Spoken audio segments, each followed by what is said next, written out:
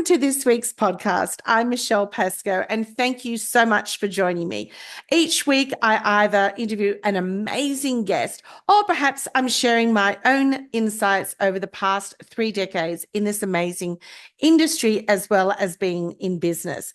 This podcast is for those in the hospitality industry, but it's also so much more than that. It's for someone just like you. Perhaps you're an individual building a business, or you're just starting out building a team, or you have many people that you lead and manage. If that is so, and you are wanting to create an amazing experience for your patrons, your clients, your members, then this is the podcast for you. Welcome, everyone, to today's podcast. Oh, my goodness. I have known this gentleman through the registered club industry for a number of years and seeing what he's been doing. And after we had a session down here in Sydney, probably close on 7 weeks ago now, time goes so fast, about Catalyst for Change, I thought to myself, I've definitely got to have him on. Now, he is the CEO of the Cherry Sports Group, Tere Sheehan, and which is the heart of Ballina, if you know that beautiful spot up there on the coast of New South Wales. Tere has ignited a movement that started conversations and changing lives. Purple Friday emerged from a dark moment when the town was rocked by a tragic domestic violence incident, just as it was recovering from devastating floods. And we may remember, you've had quite a battle over the last 4 years with all the things that nature's thrown at you, and then this came along. With a vision to foster unity and resilience, Tere joined forces with the Rotary Club of Ballina on Richmond, launching an initiative that would paint the town purple every Friday. This powerful symbol of solidarity, supported by a $30,000 investment from Cherry Sports Group, saw local businesses, schools and organisations donning purple shirts and to boldly declare that domestic violence has no place in their community. Tere's leadership and unwavering commitment have propelled Purple Friday into the national spotlight, earning an invitation to Parliament House and recognition from prominent figures in the fight against domestic violence. This grassroots campaign has done more than raise awareness. It sparked vital conversations, offered lifelines to those in need, and showcased the strength of community spirit. With continued efforts, including the sale of purple shirts to fund Love Bites, school educational programs, Tere Sheehan and the Cherry Sports Group are committed to fostering a culture of respect and support, ensuring that the message of Purple Friday resonates far and wide.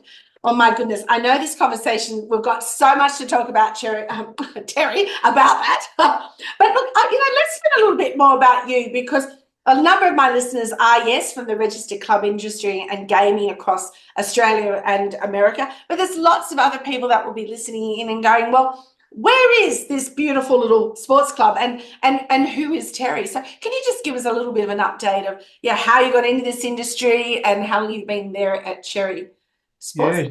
Yeah, sure, Michelle. Yeah, and thanks for having me on. Look, my career started when I was 18. Freshly married, married early, and realised that I had to support the family, and went to my local club, as a lot of people do, and say, hey, I need a second job. I'm actually a wool classer and greenkeeper by trade.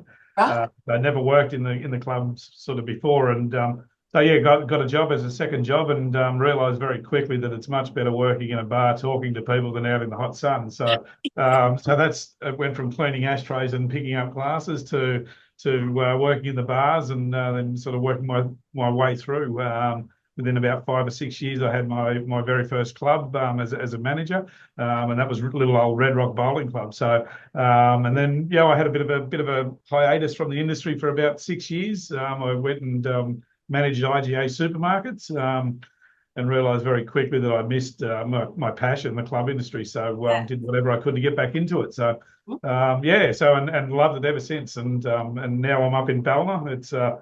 I've been here just on 12 years now. So which has been fantastic. I've got a great board of directors, a wonderful community, and more importantly, a great team that support what I believe in. So it's been a really nice 12 years, that's for sure. Oh gosh, and you went in there as the CEO as well 12 years ago. Correct. Yes. Fantastic. Yeah. So you Yeah. must have seen definitely a lot of changes, and I know you've amalgamated with Lennox Sports Club over that time as well. So how Yeah. has that worked? Because a lot of club, a lot of people listening may know of an individual club, but when you amalgamate with another venue, you're taking on perhaps even a different group of clientele that are coming through the door and connecting with those team members and building that workplace culture. How's that, worked through? Yeah, look, it's been a real challenge. I mean, when I started here, the club was on its knees. It was not profitable. It had declining revenue, like a lot of clubs back then. And I in the first 6 months, I actually doubted myself and thought, how do I turn this around? And to me, our industry, we can complicate our industry, but our industry is very simple. It's a people's game. Yes. The numbers will look after themselves if we give people a nice experience. And that's what we did. We created a family environment. We created a team that believed in where we were going and the direction we were going, and the directors followed along with that as well. And it just went from being really scary situations to very profitable in a couple of years, and that enables us to grow obviously into our community. And we reached out and decided that we wanted to really attack local sports and promote local sports. I've got young children myself, so it was about trying to create a venue where mum and dad can come along, enjoy the facilities while the kids play in a safe, inclusive environment. And we did that very quickly, and that was our success. And we grew from that to, we built the model in Ballina and looked after, we're a profit for purpose model. We sort of treat our business as. So, we get better at what we do the more help we do in our community. So our community is our number one priority. And then when the Lennox Head situation came around, we had a long history with Lennox Head. When I first started here, I believe Ramsgate owned the club up there at that stage, and it was closed down at some point there. And the local community of Lennox Head got behind that club and reopened it as a community club. And they went pretty well at that, but 5 or 6 years into it, they started to feel the pain of it all and realising that running clubs is not that easy when you're a board of directors and still trying to have a full-time job. So, and they fell on tough times. And we just thought that Lennox is a part of the Ballina Shire, and we thought our model in our community in Ballina, we know we can make that work in Lennox, and we took that to Lennox Head, and we spoke to the members up there and got their belief. We didn't do big glossy magazines and saying we're going to promise you the world. We just went up there and spoke from the heart and said that every club deserves every community deserves a club, and we're here to help make that happen. There was it was a unique situation because it's a club that's owned by council, so we only leased the land. So Okay. so there was no backstop. It was either going to work, and if it didn't work, I was going to be down the local butcher shop making sausages. If it didn't, so I had a lot of passion to make it work. That's for sure. And but you can't do those things alone. We first of all had a round table with our executive management team. Finding out off them if they had the energy to do it first and foremost, because it was going to be able to work, and they all had buy-in. So from day one, we hit the ground running, and we've been in there just over 2 years now, and it's been great. It's been fantastic. Oh, look, and I've been looking, and I say to my listeners, please go and have a look at the website, because it's really is beautiful, and it just shows your team, yes, and your spectacular facilities in both venues, but it shows the people in the community in that connection. And as you said, it's not all about the bells and whistles. It's coming from that heart, and having that profit for purpose is so important, because it's about the people, isn't it? So, It is. When you built this over the last 12 years, and as you said, those first 6 months, you doubted yourself, thinking, gee, what have I done? Where am I? There's plenty of those moments. How do I back out of this without anybody knowing I'm actually here? What made you continue, though? Like what was it about that club and that team and that board that you thought, no, I'm going to keep going? Look, I think first of all, you've got to enjoy what you do. Yes. I love what I do. I'm in trouble at home with the wife a hell of a lot of the times because I'm always at work, or always, if I'm not at work, I'm on the phone. But I think when you enjoy what you do, it just becomes a part of your.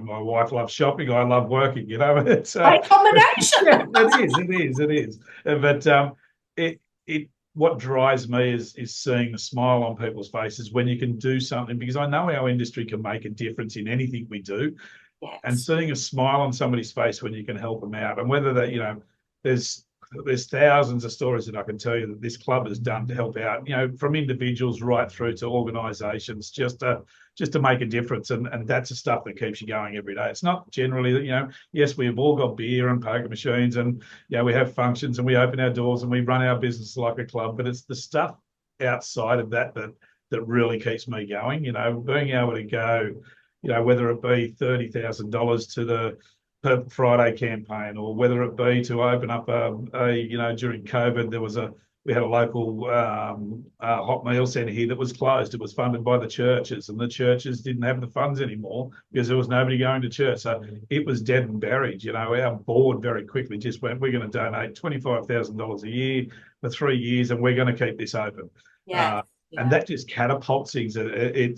It went from that then to the second lockdown, and we thought, geez, what are we going to do? This hot meal centre is open 3 days a week. The government started providing us with some funding to keep our staff engaged, and my team just jumped up and said, we want to do something for what we're being reimbursed for. So we opened that hot meal centre for 7 days a week, supplying 300 to 400 meals a day free of charge to anybody that needed one. There was no questions asked. And so if we didn't do that donation of the 25, we wouldn't have even known about this hot meal centre, So it was things like that. They just catapult, and obviously we get a lot of recognition for that. But we don't do it for that. We do it because we know it's the right thing to do. Yes. That's what I love about our industry. So tell me about your team, because I know there's been, I know a lot of Sydney clubs, city clubs, but a lot of regional clubs. I've heard of this connection, during COVID, where we've all got multi-generations in our workplace, and unfortunately, some people go, oh, this generation, they don't want to work, or this generation, they don't X, Y, Z sort of thing. But tell me about your team, for them to turn around and go, they could have quite easily sat at home going, well, I'm getting this money and I'll sit and binge on Netflix. But what do you think? What do you think's behind each of them who joined in and said, no, I want to do something for my community? Besides, if they didn't do anything, they'd be at home schooling. I think that was a big that was a big plus. I know it was a big plus for me. But no, in all seriousness, it was about. I mean, we were the same as everybody. I remember the day vividly, like every manager would. I was very fortunate. I had a little industry guy that not many people know of, Dale Hunt. Just somebody we all may know. He just gave me a ring out of the blue at that Sunday night when we were told that the industry's going to close, and I'd never spoken to this guy before, seen him from a distance, and went shows and thought, wow, he's the pinnacle of our industry, along with a few of the other big boys down there. But Dale rang me on a Sunday night and said, are you okay? And I said, yeah, I think so. I said, I don't know what I'm doing. But he says, don't worry about it. He says, either do I. He says, we'll do this together, and he really settled me down. He said, I'm going to just about to lay off 54 staff. They look at you with tears in the eyes and go, well, how am I going to pay rent? We didn't have those answers. And what settled me right down was him saying to me, mate, you know what? I'm going through the same thing at the same time as you tomorrow morning, and I'm going to lay off 900 staff. Yes. So it was, everybody had their own experiences with that, but to have industry guys sort of do that to you, and I spoke vividly to my management team about that, and they just all jumped in and said, we none of us know what to do, but we've got to shut our business down. So let's all start working. And one thing led to another, and we realised that it was going to come to an end at some point. Nobody knew when it would end, but my management team said, let's make sure our business is squeaky clean, because we were open and very honest. That first 2 days, we don't know whether this industry is going to survive this. That's right. Yes. So they just took the mentality that they were going to jump on board, and if the industry did open back up, our business was going to be squeaky clean and ready to roll. And my entire management team worked every single day right through COVID. Sitting up every day, sitting in dark rooms, no air conditioners because we didn't have any money to pay for it. Yes. And we just came up with crazy ideas just to make ends meet. And it was about trying to get the electricity bill paid, raising enough money to do that. So we and ideas that you would never think you would think of. Like I met with New South Wales Health, and And this is at the stage where nobody knew what COVID was about and how bad it was. It was doom and gloom for everybody. Yes. I remember vividly sitting out the back with my management team, and we were looking at leasing out our back decks to New South Wales Health. And we thought that was going to be a good idea to get a few dollars. My guys were standing there listening to these doctors, professionals from Sydney saying, okay, we're going to set up some refrigeration over here. If we've got deaths, this is going to be a portable morgue, and we're going to have a portable ambulance station here, and we're going to, and it's just blowing our minds. But that were the things we came up with, and we signed our back decks over to the New South Wales Health for 6 months to run testing clinics and vac centres, and that gave us a bit of money to cover the electricity. But it was something, and it could have gone the other way. We could have been known as a COVID venue after that. Nobody come to us, so there was a lot of risk, but it was about survival, and that one thing alone set us very high in the community that we were trying to help out. And then my staff sort of said, well, if we've got all these chefs available, let's see if a few of them are available. Let's start doing some online raffles, because we've seen a few other clubs doing it. And we started doing online raffles, and then we thought, there's a lot of our members that are still sitting home, because we were ringing all our members daily, or we had a schedule to ring them and just check in them. And they were all saying, they were sitting at home, weren't eating properly. So we brought all our chefs in and started cooking food for them. And we thought, well, everybody's in the same boat. We're all suffering financially. So we decided to ramp up the online raffles, but use the profits of the raffles that we did to drop the food in half price for the members. Right. So we were delivering 300 meals a day to our members at half price, just through, right. And it was great. It kept our team together. It kept us motivated. It was a wild time, but all that stuff come back to us when we opened back up. The support we got was just phenomenal.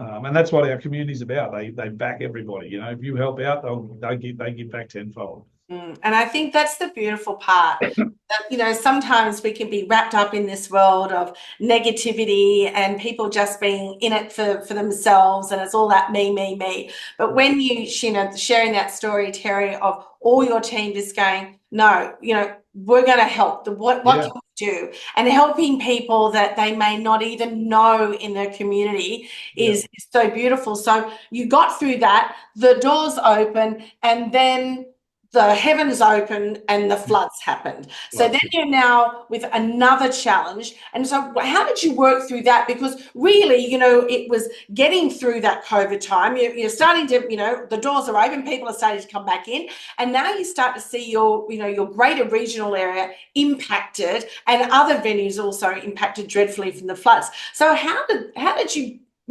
come back from that as well? And what did you do in the team to assist? Yeah, look, that eventful month when all the rain started coming, we thought there was going to be a few issues. So we just put a Facebook post out to our members and just said, look, if anybody's struggling, if anybody's inundated with water, or they're scared, or they want some support, come to the club. We're opening our doors. Just come to the club. We've got tea and coffee down here. It's warm, it's safe. That one post, I think within 3 hours, we had 400 people in our club. Wow. Probably 20 dogs, 10 cats, 10 rabbits, mice, budgies, canaries. It was, and I'm thinking, oh my God, what have I done? Noah's Ark.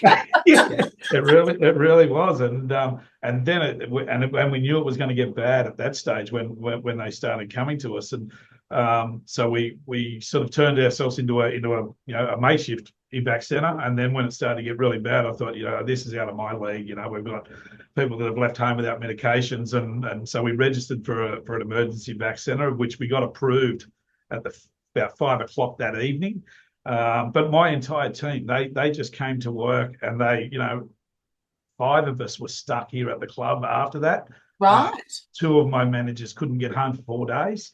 But they worked, I think 3 of my staff worked 26 hours straight. Because we had what ended up happening is, because there was so much water coming around, we didn't know where a safe place was in the end. And the hospital across the road was starting to get evacuated. And then we're thinking, okay, this is not good. And the SES came over to us and said, no, you've got to evacuate. The evacuation centre is now moving out to one of the high schools.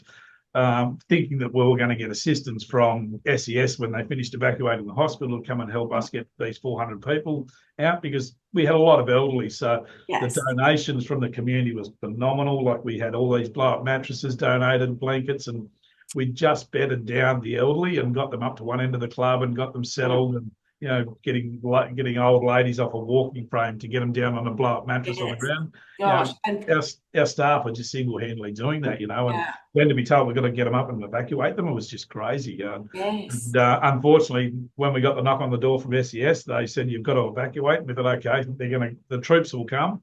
Nobody came. Oh.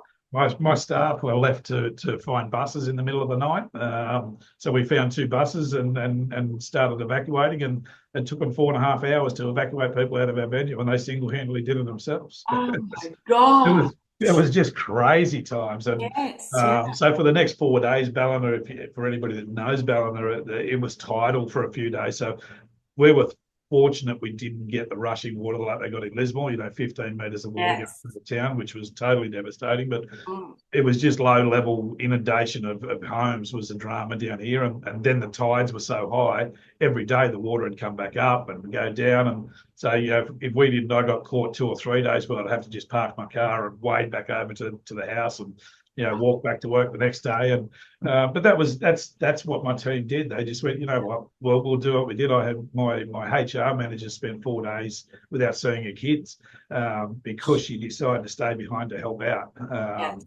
And no phone lines, no internet, no, so there was, she didn't know how the family was going in West Ballina, or so it was, they just keep giving to us, and that's our success as a team. But and then after all that sort of stuff happened and settled down, we realised that we had to do something to help our town. Besides all the food that we were donating and cooking and people giving them free time in the club without they didn't have to be a member or anything like that. We knew that there was going to be a fundraiser starting, and I just rang the board and said, look, let's kick the tin for this and start something. And they instantly, within an hour, did electronic resolution to donate $50,000. Wow. That $50,000 within 3 weeks turned into $800,000 raised in our community. And what exactly was that raised for? So we had I know there's a lot of great organisations out there like the Red Cross, and they do so good, but in my head, I wanted to make sure that whatever money our club raised, there was not 1 cent spent on anybody else but our victims. Yes. And we didn't want any admin costs, and that's where our local Rotary Club and the relationship with them started. And I said to them, originally we said that we're hoping to raise $100,000. Would you be able to help us distribute this to people that that have been flood victims? And they agreed. And then every week I'm ringing them going, hey, this is getting like we've got $500,000 now, and they were just blown away. So they single-handedly walked the streets to every single house that was flood affected with $500 vouchers, $500 in vouchers for each home. And that went on for about 3 or 4 months, because obviously people that were totally flooded, they were living in a caravan on a friend's place over the other side of town. So we had to set up shops in the club here to say to people, hey, we know you're not at home, but come in, show us proof of where you live, and there's vouchers here for you. So the Rotary Club ran all that for us, and we're proud to say that every single cent of that was spent back in the local electorate, with not 1 cent taken by Rotary. Or it was just phenomenal. It was, but we had industry support. Dale came up and brought his team from Mounties, and we did beers to Broadwater, so we raised another $240,000 for that little community, which is just south of Ballina. They were phenomenal in getting that happen. They paid for all the entertainment, they paid for the beer, they brought a team of 20 people up. We had a big concert night. We bussed all the residents from Broadwater into the club, gave them a free night. Just phenomenal. So all in all, it was close to nearly $1 million raised. It was just phenomenal. Wow. And from people that, yes, we're in the community, but from those, as you say, like Dale, his team, and then promoting, I know, we all saw it, the letter went out to all industry members and supporters and stakeholders, donate. And then it was the people that they were speaking to get behind, this small little community that you are, to raise $1 million, and then knowing that it was actually going to be spent on every one of those people there. it's beautiful when everything comes together. And as you said, Yeah, somebody from the big league, so to speak, down here can, reach out to you and go, what can we do to yeah, support you? And once again, really not knowing you or your team from above, correct. so to You speak. know, I Yeah. had guys like I think Jenny White put me in touch with the guys from Gosford who were running a raffle at the time, and they just straight away just said, you know what, we're going to divert the funds from this raffle that we're raising money for, and we're going to donate them to the charity Yes. up there. You know, we got Bernie Brown from Shellhaven Services Club. He flew up here with his daughter Mm. with a $20,000 check in his pocket. Bathurst RSL, $5,000. Orange X Services Club, all these industry guys, and there's probably a heap more that I haven't mentioned, but everybody just reached out and said, "What can we do to help?" And Yeah. that that's what our industry is so good at. Straight after that, obviously, or not long after that, the floods out at Eugowra, happened, and Yes. instantly my board said, "How can we help that community?" So because Nathan, I'd had that relationship with Nathan out there, rang him up and said, "Mate, whatever you need, we're out there." And three of my directors and myself flew out there with Jenny White, and we raised a heap of money for him out there and cooked barbecues, and we Yeah. just go back to work because we know that that's what people do in our game. It's Yes. that's Yeah. why we love what we do, I guess. Yeah, and that's what makes us a club, isn't it? Makes Correct. it different to other places that you can Why I spend say money and get that. every community needs a club. Yes, And I keep pushing that. I yes, really do. so true. And then you've got that team behind you. So I know we're going to get on to the subject that you're working on now with the purple shirts, but do you find now you've got people literally knocking on the door going, "I want to work with you because of the culture that you've built, Terry"? Look, we do. In that, especially in that senior role, we do get a lot of juniors wanting to come on board with us because of the fact that they see us as a community club. But the Yes. senior, I think the problem is when you are successful or you have got a great team, nobody wants to leave. Yeah. Great problem, Good. great problem to have. My assistant manager's been with the company 27 years, and she's been my rock for the last 12 years. Yeah. My operations manager, he's been with me from sort of the year after I got here. My HR manager and venue manager have been. They love what they do as well because we are like a family. It's even in our mission statement, our leadership management mission statement. One of our missions one of our visions is fun. Yes, we've got strategic stuff and all the rest of it, but we want to make sure that we're having fun while we're doing what we do because it's so important. It is. It is. And it's lovely that people aren't leaving. But as you expand, and going over to Lennox, it's just the young ones in particular. They love to have that connection and that wisdom and knowing that you're doing something more than just, yes, as you said, Yeah. facilities, you're doing more for the community, which is ideal. So let's as I said, recently you shared at that club event that was set up once again by Dale Hunt and his amazing Yes. team, particularly the beautiful Aurelie Carrion, who I've known. Actually, it was quite funny. Mounties were the very first club that I started doing programs for with our mystery shopping back in 1999. So, Right. I've worked with them for a very long time. And at that time, when we had that meeting in Sydney with the Catalyst for Change, and there were over 50 CEOs and other stakeholders gathered to discuss how we could move forward as a collective to fight against this rising, figures of domestic violence that we have seen to just grow. It feels like every day, and it's horrific. And of course, certainly, the tragedy that you had in your own local community. But it was at this event that myself and many others had heard about your initiative, these purple shirts. And, I can see there in the background for my listeners, you're not able to view, although we are going to put this up on YouTube. It's got there, "Together we say no to domestic and family violence." So can you explain a little bit more about what this initiative is with the purple shirts, and what has the impact been on the club, the team, and certainly your beautiful community up there? Yeah, so it was an initiative started by Ballina on Richmond Rotary, and they did it through their Rotary Club, and they had these purple shirts, and they were wearing them in the community, and they'd wear them every day. Every time they go to a meeting, they'd have these shirts on. And the more I met with the guys, and I'm looking at these shirts, and I thought, how do I go getting these onto my team? Just we looked at doing a program just through our Christmas holiday period because we have so much transit holiday traffic coming through. I thought, let me just put them on my team over that Christmas period because unfortunately our industry gets tagged with a lot of bad tags, alcohol, gambling, violent, all this stuff. And I thought, you know what, let our club be a stance to say, hey, we respect this. We're not going to stand for it in our venue. Let's everybody be respectful. So we put them onto our entire team at our cost, and I couldn't believe the amount of comments I got from the members about how great the initiative was. And it was at that stage, it was just a statement to say, hey, we are saying no to, we're not going to stand for this. Yes. And then unfortunately, we had a death. We had the first recorded DV death in our community in Australia on the 1st of January 2022. And it was only about 2 blocks from us in the laneway. And it was a very well-known local lady. And at that stage, we thought, you know what, something's got to be done about this. And there were so many horrific cases going on around the country at the same time. And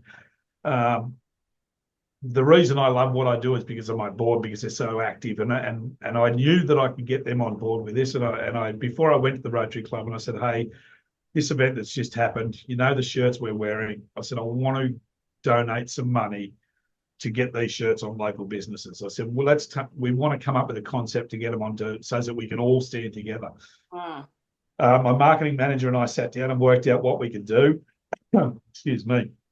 And we came up with a concept called Purple Friday, and it was about being able to get as many people in our community to wear this purple shirt every Friday, just to make a stance to say this community is not going to stand for this rubbish anymore. My board, again, within a couple of hours, just said, you do what you need to do. It's a great initiative, and we're on board with it. So I rang the local Rotary Club and I said, look, I've got this idea. You've got your shirt with your logo. I said, with your permission, I want to actually get it out of Rotary and get it into the community. And I think this, look after our entire community at first. And when I mentioned to them, they said, oh, we really can't, we'd have to sell the shirt. And I said, no. I said, I'm going to give you $30,000 and we're going to just put this message out there to local businesses, register with our club, and say we want to be a part of this program. And we'll get sizes out to you and we'll send you the shirts. Within 1 day, I reckon I had 35 businesses agree to come on board. Wow, gosh. One of the original ones, the second business to say yes was the Ballina Shire Council. So 145 shirts on all our councillors, all our council workers, the general manager, the CEO of the council. And I thought, okay, this is going to be big. We're on the right track here. And so currently we've got 91 local businesses that wear this every Friday. Wow. I had, from the very get-go, we wanted so many individuals wanting the shirt, but because we had the businesses involved, we just wanted to keep it to businesses, and we thought it'd be too hard to manage. But now we're actually selling them and we're selling 20 to 30 of these shirts a week, just from reception to just individuals that want to buy them. And we believed it was a powerful, and we believe we're making a difference. We didn't know how far it would go, so that's why we're working with Aurelie now, and she's been amazing in helping us get some substance behind these shirts, because I couldn't believe the power of them. I've been contacted by a couple of people and approached by people, and they've confided in me. I'm not a counsellor by any means, and I don't ever proclaim to be, but it's pretty daunting when you get a young lady coming to you and telling you her story, and you're just going, wow, how do we? So Aurelie is really helping us, trying to get some solidness behind this, so that we can get some training for anybody that's wearing these shirts, just to be able to know how to respond, because we know from Aurelie's story that how you respond is going to be the difference between whether they're going to trust you and open up and tell you more or seek help, or whether they're going to go back into their shell and put up with it for many years to come, as poor Aurelie did. Aurelie's been amazing, and we're just about to launch a video that's going to be specific to clubs. And we've now changed the design a bit with exactly the same message, but we're making it relevant to clubs. And we're hopefully going to launch this in the next couple of weeks. Wonderful. And there'll be some training material with that clubs can actually train their teams, which we've started doing. It'll be a 20-minute video that we sit down in staff meetings. Instead of talking about the price of beer and how would you pour a beer, let's talk about DV as the first point in our staff meetings. And and that's where we're going now. And we've had so much interest from other clubs. We really believe this is our industry can make a difference, and I can't remember the exact numbers, but let's say 12 million members in club industry. that's Mm. a pretty big reach. And we know if any industry can make a difference, our industry can make change. So, Absolutely. but hearing some of those speakers of that callous for change, we had some of the big boppers in Parliament in that room, and I think they get what our industry is about now. They get that we can make a change, Yes. and it was really, I've been to so many of these things where you go through the motions and you come away from you going, yes, I'm going to do something, but nothing ever seems to eventuate. I No. knew very quickly when a rally called that, and listened to her speak and her passion, and then listening to Dale saying that, we're going to make some decisions here today that you're going to be held accountable for. Yes. That's what I enjoyed. That's what I loved to see. And every club, I've seen the list of clubs that were there, and I've seen all the things that they've committed to doing. And we are making a change already. Where a lot of people don't know it yet, but there's a lot of change happening, and I'm excited. It's going to be so powerful. Yes. Thank you so much for sharing. Because as you said, it was just a purple t-shirt there at the start, with the Rotary starting it and then getting behind it in the community, and like 91 local businesses. That's phenomenal, and just to be in your area on a Friday, it'd be just like a Jacaranda festival. All the beautiful purple just everywhere, and it would get people talking, because it's certainly a high tourist area as well. So, particularly coming into our summer months, when they eventually come to us, it'll even be more outstanding. And it's just getting people to have that conversation. And you're right, we've got a number of people that are impacted by that in our wonderful industry, but it's that community of members and non-members that we can reach out to, but as much as that they can reach inwards to us. And that's fantastic, the program that you're putting there and rolling that out with the videos. You're right, instead of talking about the price of beer, let's talk about something like this. And I know, myself, Aurelie and Gabrielle are working on putting a program together, which is fully supported by Dale Hunt and the Board of Mounties. And, funding that is just phenomenal. And I think with all of us working towards that one goal of this has got to stop, because it's getting beyond, it used to be kept in the dark, but now we're hearing so much more about it, and whether exposed to it on social media or on television. But the more that you can get out there and just have those shirts, it allows people to have conversations that perhaps, do you find, Tere, that would have never opened up and just suffered in silence, whether they are the victim or also the perpetrators who perhaps just don't know where to get help, particularly in a small country town where everybody knows everybody. Do you that as well? Correct. And look, I've two cases that I can speak of. I worked Anzac Day here at the club, and it was very late in the evening, and I was out in the back car park, and this young lady just approached me out of the blue, because we were raising money again for that day for Love Bites program. And we all had our purple shirts on, and this lady approached me and she said, I've never met you before, but I follow you guys on social media, and what you are doing is just amazing. And she said, I'd like to share with you my story. I've never spoken to anybody about this. And, we were both sitting in the car park sobbing. It was a horrific story. But for her to reach out at that moment, I thought, you know what, these purple shirts are working. Yes. If I've saved one person, this is valuable. Yeah. She went through some horrific times, but we got her some help, and along with the local Rotary Club, the very next day we were able to put 4 new tyres on a car that the perpetrator had slashed. We replaced glass in her windows of a car to enable her to get in that car and escape and get away. She'd been through the women's shelters before. She had 3 young children. She didn't want to go there. She had a plan, but she couldn't get there because he'd damaged the car. We were enabled to get her out of that situation. To me, I don't care how much money we spend on purple shirts. We've made a success. I've got another lady in town here at the moment that's just started a Facebook page, and she was a domestic violence sufferer for 27 years, and she escaped. And she's told a story clearly on social media now. And she said, the only reason I'm speaking is because of the support I've had from the Purple Friday campaign. She's now got a Facebook group that she started last week that's got 77 members that have all been victims, that are all now going to be coming to our club once a Friday to celebrate Purple Friday. just Wow. as a meeting group, like Yes. Yes. those two stories alone Mm, this shirt is success, mm. and I just can't wait to grow it into other communities. We get some training about it because it is all about how our staff approach and how our staff respond to those people. So yeah, Relly's been amazing with us, helping us in that background, and we're very close to getting that. So hopefully we should have that launched in a couple of weeks. That's wonderful. Well, this podcast is going to come out in 2 weeks' time, right on the time where many in our industry are gathering in Sydney for the Australasian Gaming Expo. And on Thursday, the 15th of August, it is ladies in leadership, or ladies, or women in the gaming and hospitality industry.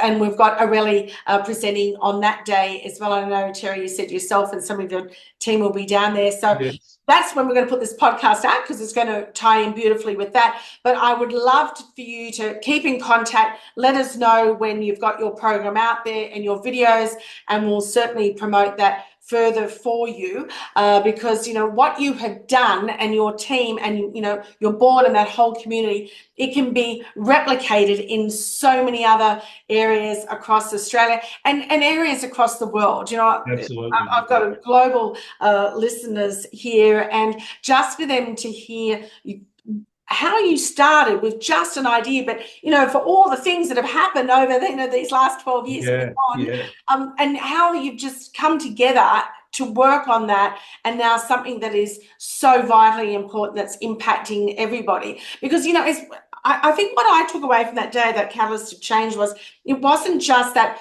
physical abuse that people see what domestic violence is. It was the coercion, it was the mental, it was like, Yes. wow, even as a lady, I just sort of was shocked, thinking that impact. And to have that lady to come up to you and talk in that car park, it would have taken a lot of gumption to do. Absolutely, it sure did. And the other really exciting part about this Purple Friday that we're doing in town here is that every shirt we sell now, there's $5. So the shirts cost us, we add $5 onto it when we sell it, and that $5 we're using to fund a Love Bites program in our local schools. Perfect. Currently, the facilitators are doing one school, but they're all volunteer facilitators, so they've got to be trained and accredited. We're Mm. now sending all the proceeds from these shirts to this Love Bites program. Since we've started doing that, they've got enough facilitators now to do it in 2 schools. Mhm. We're going to keep donating to this Love Bites program so that we can train respectful relationships in primary school and high schools, and make sure every school in our community has got that program running, because it is about, for lack of a better word, it's monkey see, monkey do, and if we can break that at that school age, and teach kids that that's not okay. This is how a normal person should act. Hopefully, yes, it's going to take a long time, but hopefully generational change, and we can make a difference. So it's not only about just supporting that Purple Friday campaign. It's about doing something active, about making sure that we've got some programs in place to ensure that we can break this stigma. And now, how can they find out a little bit more about this program, your own purple shirts, but also the Love Bites educational program? Is there a website that they can go to, or? Yeah, look, Love Bites is backed by NatCan, which is it's a not-for-profit organisation. But Love Bites is run in our area by the Rotary Club, and they're all local Rotarians that get the training. But I just encourage anybody to get in contact with us, and we can have a chat to them about what we're doing. For instance, when we started buying these shirts, we were paying nearly $30 for these shirts. I've just had a meeting last week where I've secured Jamie Lyon, actually, who's an ex-Manly rugby league player, and he's a local guy here now, and he's that passionate about it that we're getting these shirts for substantially less, which enables us to be able to put a reasonable price on them to still donate a lot of money into these Love Bites programs. So he's taken a hit on it to say, you know what, I'm happy to break even because this initiative is fantastic. So and now linking in with him, our goal is and Donny Hammond will probably be hearing this, but I'm going to hopefully use Donny. But NRL Purple Round, Donny, I think we're coming for you, mate. I think we can pull this off. This is our dream. NRL Purple Round.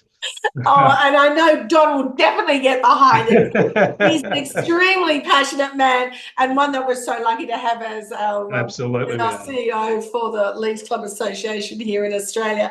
Look, I think we could talk for a lot longer, Terry, just about the more stories that your community, but we've got to come to an end at this point in time. But I really want to thank you so much for every person who's perhaps even listening to this who has been impacted by domestic violence, that somebody out there who doesn't even know them cares about them. Absolutely. And I think that's what is so very important. Yeah, absolutely. So thank you, Terry, for sharing. You got me going now. For sharing the story, but for your community and for your team, it's been wonderful. So thank you, and I look forward to hearing more about the program as it rolls out. Thanks so much, Michelle. All right, take care. Thank you so much for joining me on this week's podcast. I do hope there was some moments of aha, insights, tips, and some action steps for you to take in your business or organization.